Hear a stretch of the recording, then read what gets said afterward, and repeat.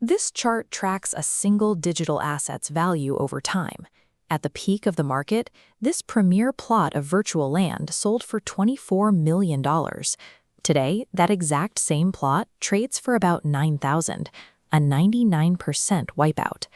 The pitch used to sell these digital assets to institutional investors relied on familiar logic. Buyers were told that just like oceanfront property in California or a corner lot in Manhattan, there was only so much virtual land to go around. You had to buy in before it was gone. Physical land is scarce because physics and geography dictate its limits, but this land was entirely constructed out of computer code, and unlike coastline or bedrock, code can be rewritten at any time by whoever controls the servers. How did an asset class billed as the ultimate evolution of property suffer a near-total systemic collapse almost overnight? The crash represented a systemic market failure, triggered by a fatal misunderstanding of scarcity and a collapse of the financial engineering used to prop it up.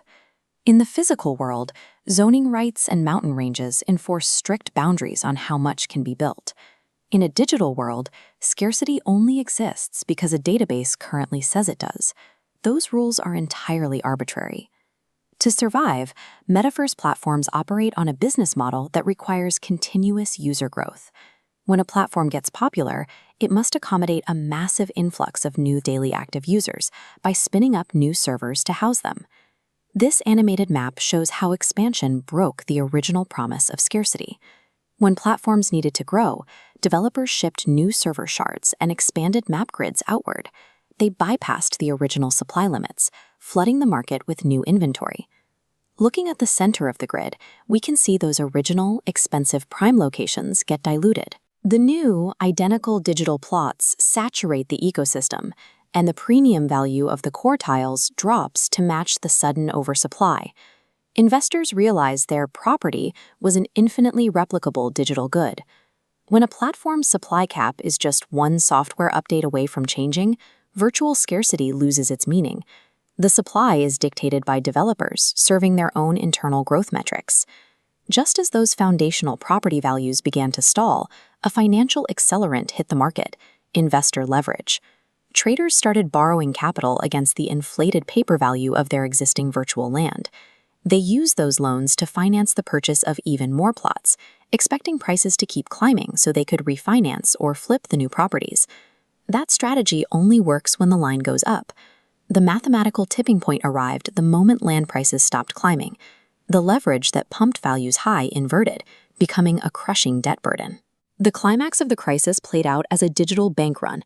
Panic set in across the entire user base, and everyone attempted to cash out of the ecosystem simultaneously. But there wasn't always a door. Exchange gateways hit hard capacity limits, causing withdrawal queues to freeze entirely. The infrastructure simply couldn't handle the exodus. Buyers had been promised a highly liquid 24/7 digital market. Instead, they faced the reality of watching their portfolio values drain to zero in real time, trapped behind a screen stuck on processing. This is a liquidity crunch. The crisis moved beyond falling asset prices to a total shutdown of the market's exit points, leaving investors unable to sell at any price. In the immediate aftermath, institutional capital fled. Investors pulled whatever money they had left out of digital ecosystems and ran straight back to the physical world.